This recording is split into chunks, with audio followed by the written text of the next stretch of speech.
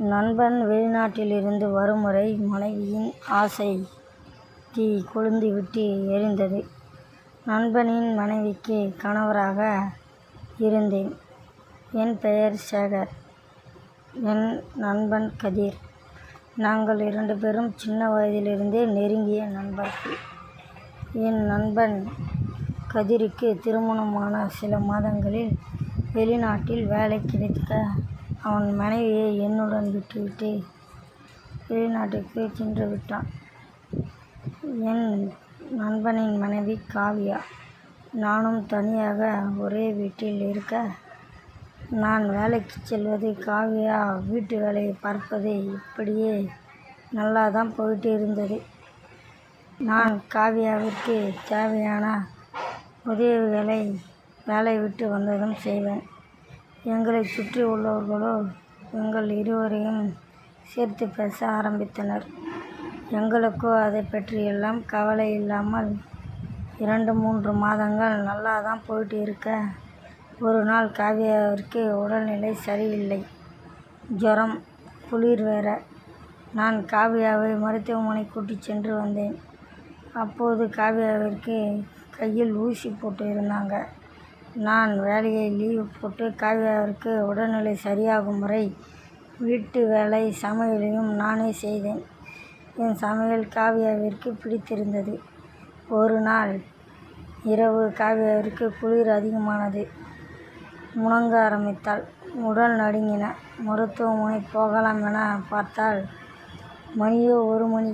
காவ்யாவோ என் கையை பிடித்து கொண்டு என்னை கிட்ட இழுத்து அணைத்து கொண்டாள். நானும் ஆபத்திற்கு பாவமில்லை என அன்று இரவு முழுக்க காவ்யா என்னை அணைத்து கொண்டே உறங்க, அப்போதுதான் காவ்யாவிற்கு ஃபீவரும் உடல் நடுக்கமும் நின்றது. அடுத்த நாள் காலையில் காவ்யா, சாரிங்க, எனக்கு உடல் ரொம்ப நடுக்கம் கொடுத்துருச்சு, அதான் உங்களை அணைத்து கொண்டேன் என்றாள்.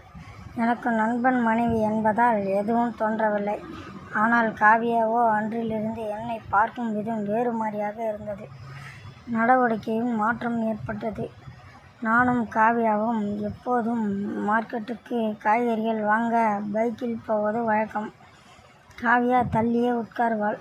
ஆனால் இந்த முறை மார்க்கெட் போகும்போது காவ்யா என் மீது உரசி கொண்டு வந்தாள். மார்க்கெட்டில் இருக்கும் ஒரு காய்கறி விற்கும் பெண் வேற எங்களை கணவன் மனைவி என நினைத்து ஜோடி நல்லா இருக்கு என சொல்ல, காவ்யாவோ என்னை பார்க்கும் பார்வையை தீயால் குறைந்து விட்டு எரிந்தது. இருவரும் வீட்டுக்கு வந்தோம். காவ்யா எனக்கு சமையல் செய்தால். முருங்கை பொரியல், முருங்கை குழம்பு, எல்லாம் முருங்கையில் இருக்க, காவ்யாவோ ரொம்ப அழகாக கிளாமராக இருந்தாள். எனக்கோ முருங்கை குழம்பும் துவையலையும் சாப்பிட்டதும், நானோ திருமணம் ஆகாத பையன், உடல் எல்லாம் உஷ்ணம் மீறியது. காவ்யா நான் பார்ப்பதற்காக அவள் அழகாக எனக்கு காட்டியபடி இருக்க, எனக்கோ என்ன செய்வதென்றே தெரியவில்லை. எனக்கு உடம்பு ரொம்ப உஷ்ணமாக இருக்கே, கொஞ்சம் தொப்புளில் எண்ணெய் விட்டுறீங்களா என அவள் கேட்டாள். அவள் பார்வையில் என்னை அடைந்தே தீர வேண்டும் என்ற எண்ணம் தீயாய் எரிந்து கொண்டிருந்தது. காவ்யாவோ தொப்புளை படுத்து கொண்டு காட்டினாள். நான் எண்ணெய் தொப்புளில் ஊற்ற, எனக்கோ முருங்கை குழம்பும் முருங்கை தொக்கும் அவன் மீது என் கவனத்தை திருப்பியது. காவ்யாவோ எண்ணெய் ஊற்றும்போது ஒருவித முனங்கல் சத்தத்தை போட்டு கொண்டே இருந்தாள். காவ்யாவோ வேண்டுமென்றால் எடுத்துக்கொள், நானும் ஆம்பளை இல்லாமல் எவ்வளவு நாள் தனியாக இருப்பது என சொல்ல, இது தப்பு இல்லையா காவ்யா என கேட்டேன். அவளோ என் சம்மதத்தோடு செய்தால் தப்பு இல்லை என்று அவள் முழு அழகை காட்ட, காவ்யா அழகு அப்போதுதான் பார்த்தேன். என்ன அழகு, இவ்வளவு அழகாக இருப்பாள் என நான் நினைத்து கூட பார்க்கவில்லை.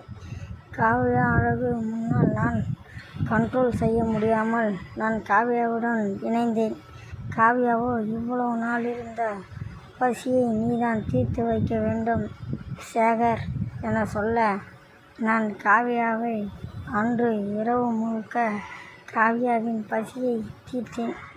காவ்யாவோ நீ என் பசியை நல்லாவே தீர்க்கிறடா சேகர், இவ்வளவு நாள் நாம் சும்மா இருந்ததே தப்பு என்றாள்.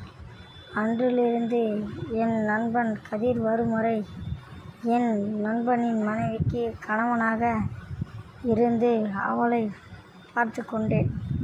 நல்ல அனுபவமும் அளவில்லா மகிழ்ச்சியும் அடைந்தேன்.